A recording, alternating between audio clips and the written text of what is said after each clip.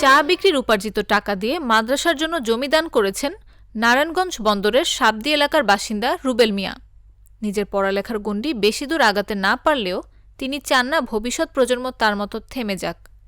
সেই সঙ্গে ভবিষ্যৎ প্রজন্ম যেন ধর্মীয় শিক্ষা দীক্ষাতেও এগিয়ে থাকে, সেটাও তার চাওয়া। তাই রুবেল মিয়া চা বিক্রির উপার্জিত টাকা দিয়ে মাদ্রাসার জন্য প্রায় ৯% জমি কিনে দান করেছেন, যার বর্তমান বাজার মূল্য কোটি টাকা ছাড়িয়ে যাবে। এই ছোটোবেলাতে আর কি আমার এই স্বপ্ন আসলো যে আমার একটা প্রতিষ্ঠান করব, এইটা আমার জাগার মিলে আর কি। ওই মূলত প্রতিষ্ঠানের মিলে আমার যে মালাই চা ব্যবসা করতেছি, অনেক মানুষ অনেক টাকা কামায়, ঠিক আছে। আমি জানি কতটুকু কামাই, আলহামদুলিল্লাহ, শুক্রিয়া আল্লাহর কাছে হাজার হাজার শুক্রিয়া। জানি আমি এই 5 টাকা চাতে 40টা পর্যন্ত চা বেশি।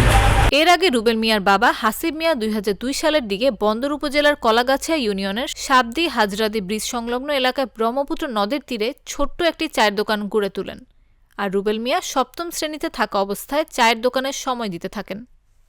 এরপর 2014 সালের দিকে তার বাবা মৃত্যুবরণ করলে পুরো দোকানের হাল ধরেন রুবেল মিয়া। সেই সঙ্গে ভিন্ন স্বাদের মালাই চা বানিয়ে বিক্রি করা শুরু করেন। বছর না ঘুরতেই তার মালাই চায়ের সুনাম চারদিকে ছড়িয়ে পড়ে, আর এই মালাই চা যেন তার ভাগ্যের চাকা ঘুরিয়ে দেয়। আর এ চা বিক্রির টাকায় মাদ্রাসার জন্য জমি ক্রয় করেন।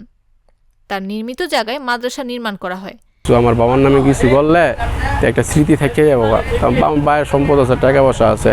আমার বাবার হাসিব মেম্বার নামে বহুত মানুষ চিনে। বন্দর নারায়ণগঞ্জে ঢাকা আপনার বঙ্গবাজার এক নামে ছিল হাসিব হুসাইন। 9% জায়গা আমি আঞ্জুমান ট্রাস্টে দিয়ে দিছি সুন্নিয়তের খেদমতে। ইনশাল্লাহ আমাদের 3 মাসের মধ্যে আমরা মাদ্রাসাও করছি। মাদ্রাসার নাম হইল গিয়ে কাদরিয়া তাহেরিয়া সাবেরিয়া হাসিবিয়া মাদ্রাসা। হাসিবে হইল আমার বাবার নাম। ওই না আসার পর 50 জন, ওই 50 জন বা 60 জনের মতন আছে।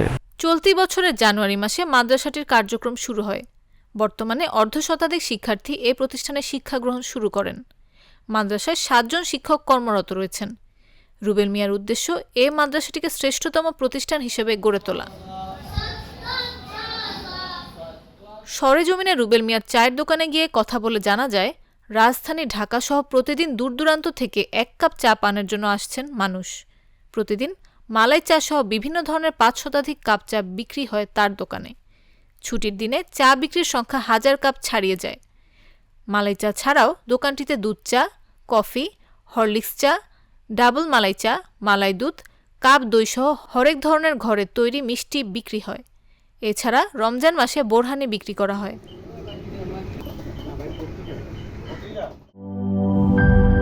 লিলি হালাল বিউটি সোপ, বিএসটিআই কর্তৃক সনদপ্রাপ্ত দেশের প্রথম হালাল বিউটি সোপ। দীপ্তিময় উজ্জ্বল ত্বকের জন্য।